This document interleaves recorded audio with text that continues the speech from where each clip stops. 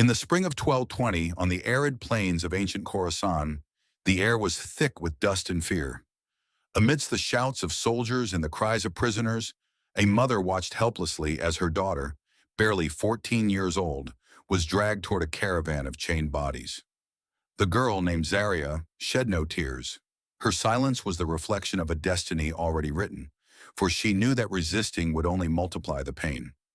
Her name had been recorded with cold meticulousness in the Mongol military archives, along with her age, her build, and her physical features, as if she were just another piece of livestock destined for the empire's consumption. In that brutal scene, a mechanism was revealed that transcended immediate violence. Women turned into a strategic resource. It was not merely about conquering cities and plundering wealth, but about controlling the very seed of the defeated peoples. Motherhood, which in other cultures was a symbol of continuity and hope, was transformed into a tool of domination in the Mongol system. Every conquered womb equated to a subjugated future, to a new generation marked by the genetics and power of Genghis Khan. Official chronicles barely mention these practices, preferring to narrate military victories and heroic deeds. However, the genetic and cultural memory of the conquered regions bears scars deeper than any sword. What began with those caravans of female prisoners in the 13th century left a legacy that still resonates in millions of descendants today. The Khan's true project was not limited to toppled walls or plundered kingdoms, but to the forced integration of bodies and bloodlines into an unprecedented architecture of power. Zaria and young women like her were pieces of an invisible, yet relentless imperial machine. While defeated men were executed or enslaved, women were relocated under a logic of systematic reproduction. The objective was not momentary, it was perpetual. The Mongols had understood that physical subjugation could be temporary, but the transmitted gene would be eternal. Hence, every capture was not just an act of brutality, but an act of imperial planning. This bureaucratized horror is hidden between the lines of history, but if we look closely, we understand that Genghis Khan's power did not reside solely in his cavalry armies, but in his ability to transform sexual violence into a political instrument. What is disturbing is not only the magnitude of the rapes, but the way they were converted into statistics, procedures, and manuals of conquest. To understand how a child born in the precariousness of the Mongolian steppes ended up designing a system that would turn motherhood into a weapon of war, we must return to the year 1162, to the womb of a mother named Holon, and to the birth of a small, helpless boy whom the world would come to know as Temujin. There begins the origin of a man who understood, before anyone else, that dominating women equated to dominating the future. Temujin was born into a world where life was reduced to a constant struggle to survive. His tribe, marginalized and weak, lived harassed by more powerful rival clans that plundered mercilessly. When he was barely 9 years old, he lost his father, likely poisoned by enemies. The chief's death left his mother, Hoylun, abandoned with several young children in the middle of the unforgiving steppes. There was no shelter, no allies, only the harsh elements and hunger. The family survived on roots torn from the frozen ground, raw fish pulled from icy rivers, and any scraps that could keep them alive. It was in that childhood of hardship that Temujin learned the first lesson that would shape his worldview. Life was divided between those who took and those who were taken from. There was no justice or mercy, only strength and cunning. That idea was tattooed on his mind with the rawness of experience. The starving boy soon understood that to dominate, one had to snatch what others possessed before it was snatched from him. At the age of 16, Temujin suffered a blow that would mold his understanding of power. His betrothed, Berta, was kidnapped by an enemy tribe. For months he wandered desperately in search of her, listening to rumors that tore at his spirit, that she had been raped, that she had been forced to marry another, that she had even been killed. When he finally managed to rescue her, Berta returned alive, but pregnant. Was the child she carried in her womb his or her captor's? He never knew. And in that uncertainty, a new Temujin was born. Instead of sinking into rage or defeat, he developed a cold and calculated understanding. Women were not just spoils of war, they were the matrices of the future. Every child born to a conquered woman could become a Mongol. Every controlled womb equated to an extension of his power beyond any wall. Berta, with her pregnancy, had shown him a terrifying truth. Bloodlines could be manipulated, and with them, the destiny of entire peoples. That personal trauma was transformed into doctrine. Temujin began to carefully observe what happened after battles. He saw how defeated men committed suicide or were consumed by the pain of humiliation. In contrast, women survived, adapted, and continued to bear children who remembered, generation after generation, who had possessed their mothers. There lay the seed of an empire that did not need eternal occupations. It was enough to appropriate the bodies that guaranteed biological continuity. Thus was born in him a vision that surpassed the ambition of any tribal warlord. Horses and warriors were not enough. The reproduction of conquered peoples had to be controlled. Power did not reside solely in the sword, but in the ability to design the future through blood and motherhood. That was the germ of what, years later, Mongol administrators would call the permanent sowing system. A system that was not the product of philosophy, but of the survival instinct and the brutal coldness of a man who turned his personal wounds into imperial policy. In 1206, when the Mongol tribes proclaimed him Great Khan and the world would come to know him as Genghis Khan, Temujin was no longer simply a warlord of the steppe. He had transformed the pain of his youth into a plan of conquest that combined military violence with demographic control. What his chroniclers would call the permanent sowing system was not a metaphor. It was a military protocol designed with an almost industrial logic. The first great demonstration of this system occurred in 1209 during the campaign against the Tangut. Unlike the barbarian hordes that enemies expected, the Mongols arrived accompanied by scribes, doctors specialized in female anatomy, and administrators with blank scrolls. Even before the siege began, espionage teams had penetrated the cities to compile secret censuses. How many women, of what ages, with what physical features, to what lineages they belonged. Everything was noted, archived, and systematized. When the first city fell, there was no improvisation. The men were executed or enslaved, and the women were classified with surgical precision. From 14 to 30 years old, healthy and fertile, primary breeders. From 31 to 40, with maternal experience, secondary breeders. The rest, young girls, the elderly, or the sick, were eliminated. What was most horrifying was not the brutality of the act, but the coldness with which it was administered, as if dealing with livestock whose sole function was to produce offspring.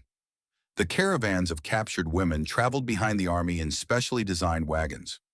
Mobile cages divided into compartments, newly captured on one side, confirmed pregnant on another, those giving birth in a third, and the unproductive in a fourth destined for gradual disappearance. Mongol doctors applied herbs to accelerate ovulation, specific diets to improve fertility, and even rudimentary surgical procedures to correct reproductive issues. It was the beginning of a macabre science, biology at the service of the empire. The most disturbing aspect of the system was its bureaucracy. Every rape was recorded, every pregnancy documented, every birth classified. Administrators designed a numerical code that they tattooed on the women's wrists, their tribal origin, their reproductive history, their productive value.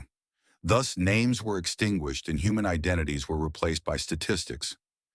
Many tried to resist by carving scars into their skin or whispering their true names to their children before being separated, but the machinery kept turning, indifferent to the pain. Looking at it from our era, it seems like the dark echo of practices that would be repeated centuries later in other settings. The Nazi censuses that preceded the extermination camps, the deportation lists in modern dictatorships, the way a bureaucratic apparatus can turn horror into a simple administrative procedure. Genghis Khan had understood before anyone else that the most effective violence was not that of the axe, but that of the pen that registered every womb as a unit of conquest. In this combination of fierce cavalry and cold administration lay the essence of his dark genius. The system not only destroyed peoples from the outside, it transformed them from the inside, appropriating their biological future. Every captured uterus was a seed planted in the field of eternity, germinating into children who would forever bear the Mongol mark. The caravans of women became the permanent shadow of the Mongol armies. They advanced like mobile cities of horror, perfectly organized to fulfill a single function, producing children. The wagons were not simple means of transport. They were designed with compartments that separated the newly captured from the pregnant, those giving birth from those who had been declared unproductive. Within that macabre architecture, women were treated as breeding stock subjected to technical maintenance. Mongol doctors had developed techniques to maximize fertility rates. They used combinations of herbs that induced multiple ovulation, applied specific diets to strengthen reproductive capacity, and performed rudimentary interventions aimed at correcting problems that prevented conception. The female body in this context ceased to be human. It was transformed into a living laboratory, a biological machine at the service of imperial expansion. The most disturbing part was not the physical pain, but the erasure of identity. On the day of capture, women lost their names. They became numbers tattooed on their wrists, administrative records indicating age, tribal origin, reproductive history, and productive value. Some tried to whisper their true names to their children before being separated. Others carved scars into themselves so as not to forget who they had been. But the system left no room for individual memory. Bureaucracy devoured humanity with the same efficiency with which it devoured territories. In less than a generation, those women had become ghosts of themselves, specters who breathed but whose history had been uprooted. Motherhood, which in almost all cultures had been a symbol of continuity and hope, was transformed into an imperial function, a cog in a machinery of domination. Violence was disguised as an administrative procedure, rape became a statistic, childbirth a mere numerical data point. If we compare this system with the practices of social control in later eras, the resemblance is chilling. In the 20th century, totalitarian regimes registered millions of people on lists, tattooed numbers on their arms, and turned identities into file cards. The logic was the same. When a human being is reduced to a number, they lose their essence and become manipulable. Genghis Khan did not invent brutality, but he was a pioneer in the bureaucratization of evil. And while chroniclers glorified military victories, what happened in those caravans remained in the shadows, invisible to official history. However, the echoes of those silent songs, of the names whispered in the dark, survived in the cultural memory of the peoples. Zarya and the thousands like her were not only victims, they were witnesses to how identity could be snatched away, and how, even amidst the horror, there remained a desperate attempt to preserve memory. In 1211, when Genghis Khan launched his campaign against the Jin Empire in China, the system had already reached a terrifying degree of perfection. It was no longer just an improvised tactic on the battlefield. It was a consolidated doctrine. In cities like Zhongdu, records speak of more than 40,000 women of reproductive age captured. By 1213, the figure had risen to over 100,000, distributed in caravans that stretched for hundreds of kilometers behind the main army. What had previously been isolated kidnapping became the industrial processing of human bodies. Each caravan was a cog in the imperial machinery: initial capture, classification, acclimatization, a euphemism for systematic rape, pregnancy, childbirth, and reassignment. The babies born of the system were examined coldly. If they had sufficiently Mongol features, they were separated from their mothers and raised as Mongols. If they did not meet the physical standards, they were eliminated without delay. Motherhood was transformed into a biological filter, a factory that produced heirs of conquest or waste destined for oblivion. The brutality did not reside solely in the acts, but in their systematization. Every woman was treated as a unit of production. Those who refused to eat were force-fed. Those who attempted to abort were watched day and night, tied down during the final months of pregnancy. Those who inflicted wounds upon themselves to become unproductive were kept alive just long enough to serve as a warning to the rest. And those who killed their own children to prevent them from being raised as Mongols faced public torture designed to transform compassion into exemplary terror. The system not only dominated bodies, it also molded minds.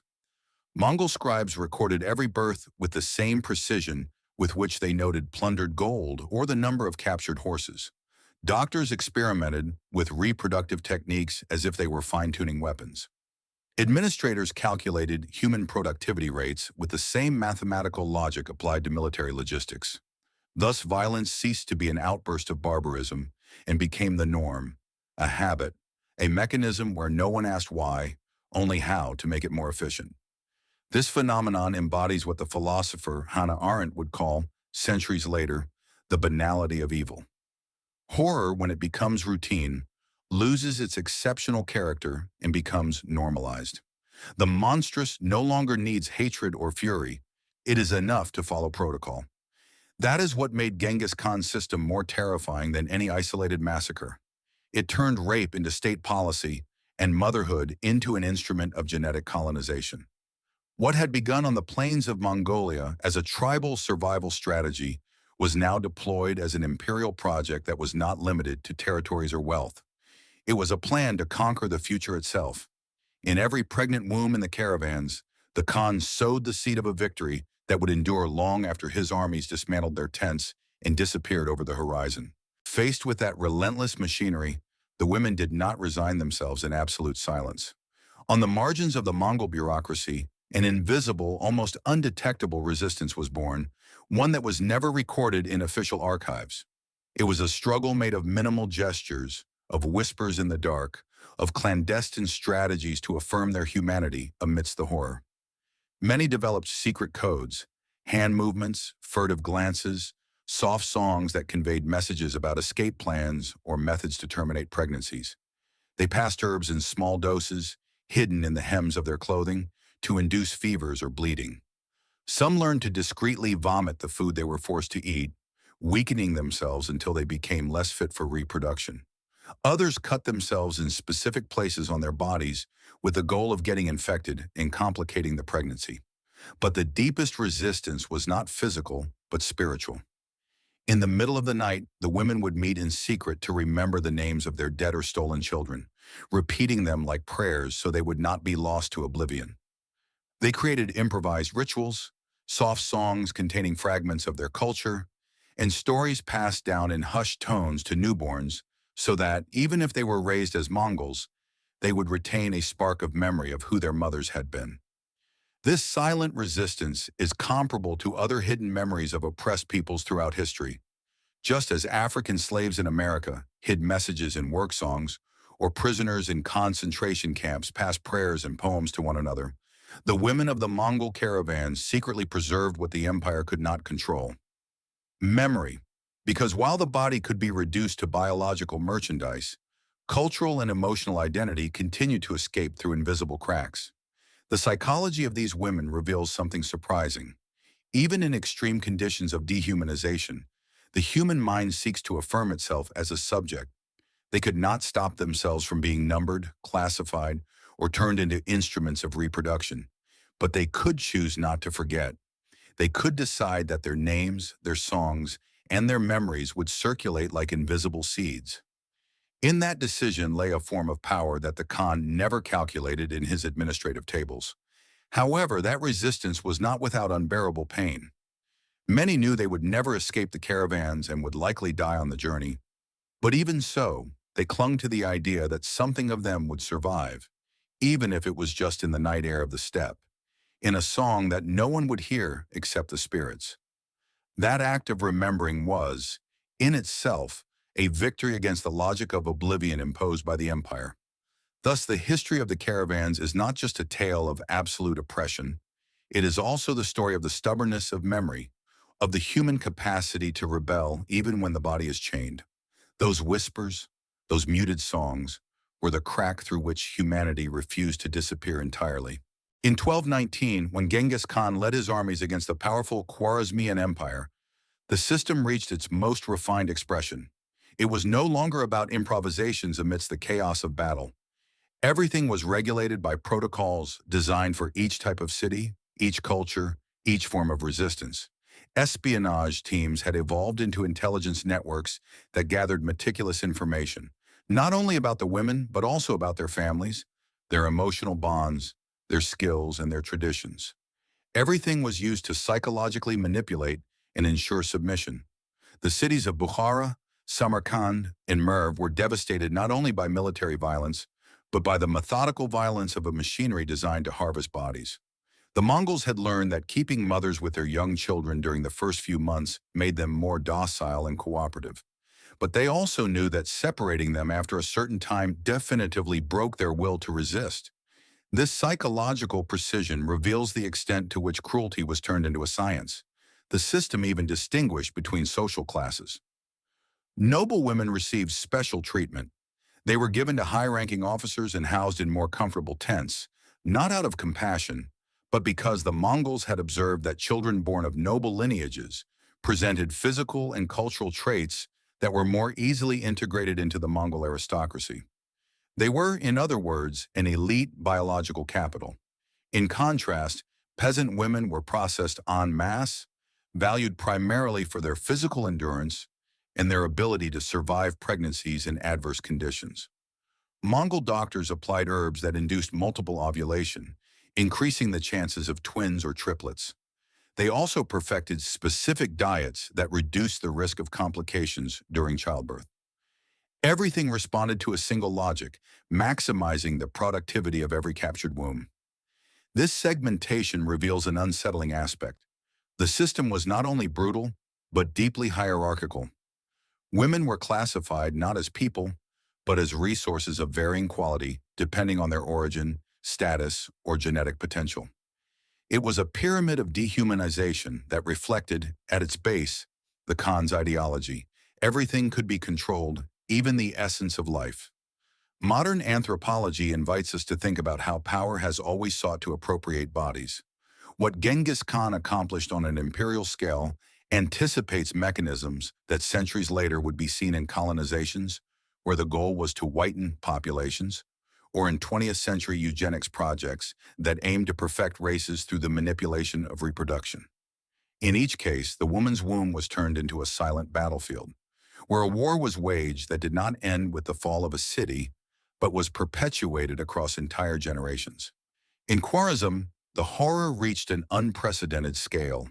Thousands of women were separated from their families with industrial precision, as if they were parts in a factory destined to shape the genetic future of Eurasia.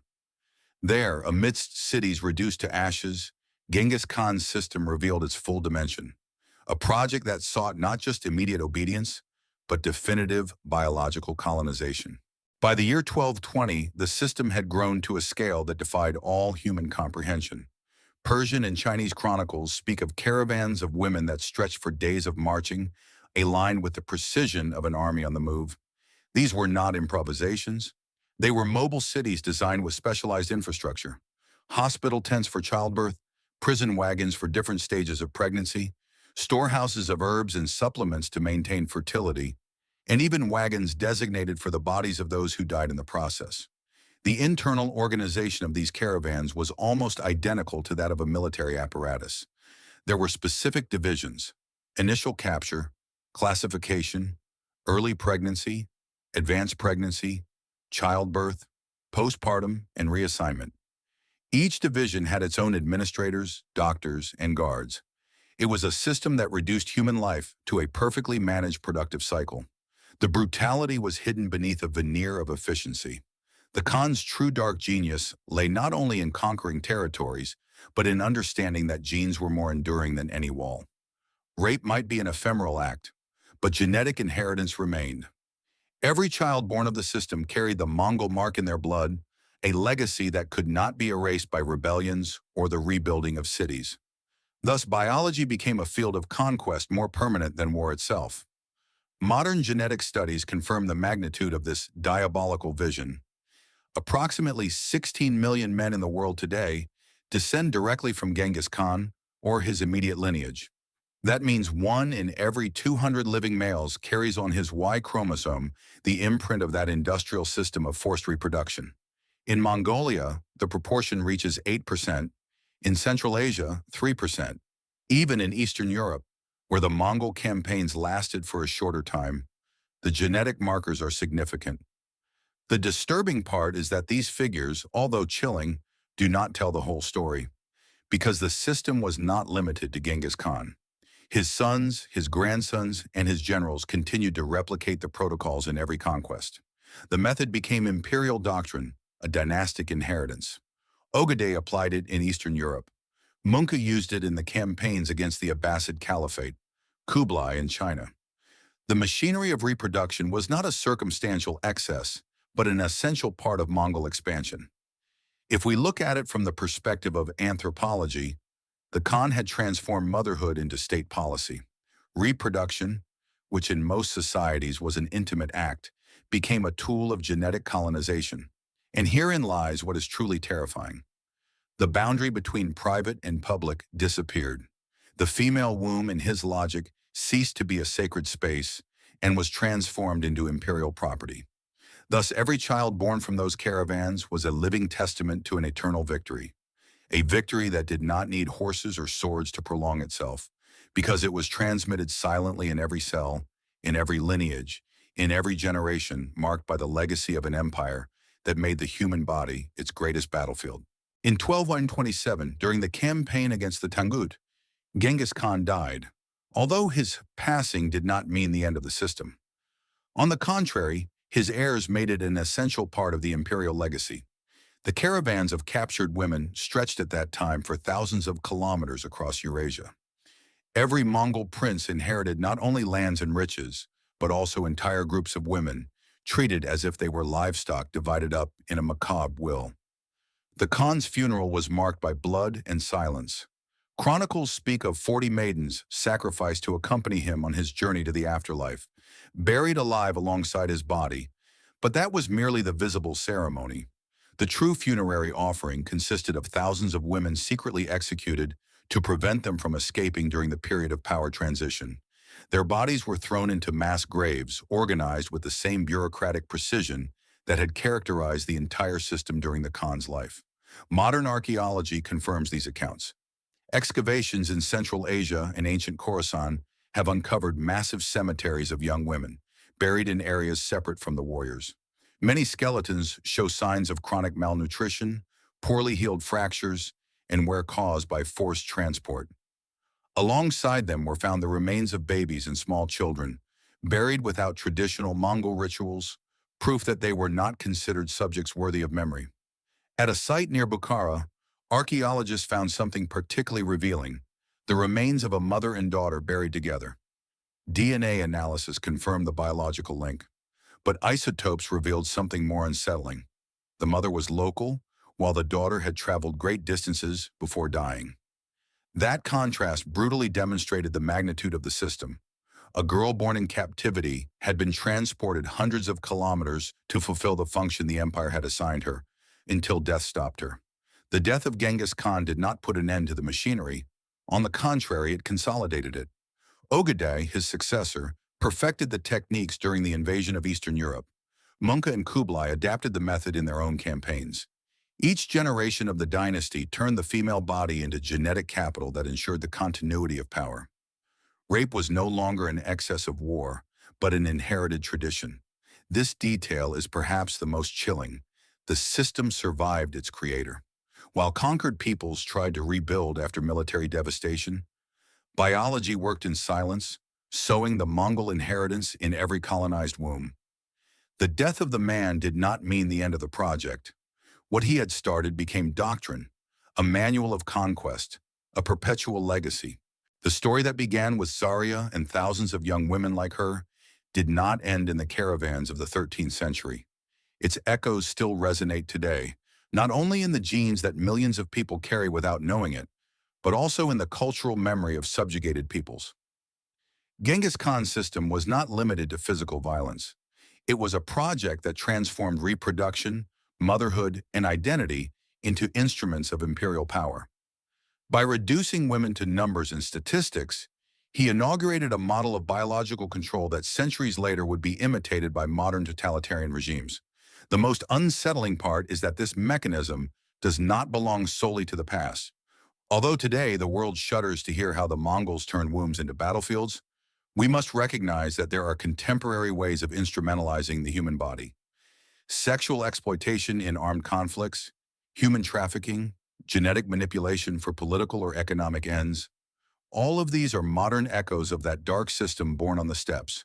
The language has changed, the structures have modernized, but the logic of appropriating another's body persists. Zaraya, that teenager torn from her mother's arms in Khorasan, symbolizes all those who were reduced to silence. But she also embodies the resistance of memory. Because despite the Mongol bureaucracy, despite the numerical tattoos, despite the machinery that tried to erase identities, the women clung to their names, to their songs, to the rituals passed down in the dark. They proved that humanity can be seemingly snatched away, but it always finds cracks through which to survive. The final lesson is bitter but necessary. The Khan's true power did not reside in his cavalry armies or his territorial conquests, but in having understood that controlling the future meant controlling bodies. He turned rape into state policy, motherhood into an imperial function, and blood into a tool of eternal colonization. That is the darkest victory of his legacy, a victory that still pulses in the genetic inheritance of the present. In hearing this story, we do not only look back, but also at ourselves. It forces us to ask in what ways we continue to allow the human body to be used as a resource, how violence disguises itself as protocol, and how the monstrous is normalized when it becomes routine. Remembering Zaria and the women of the caravans is not just an act of historical memory, it is also a warning. Because the past does not disappear, it changes its face, adopts new forms, but always waits for a crack to return.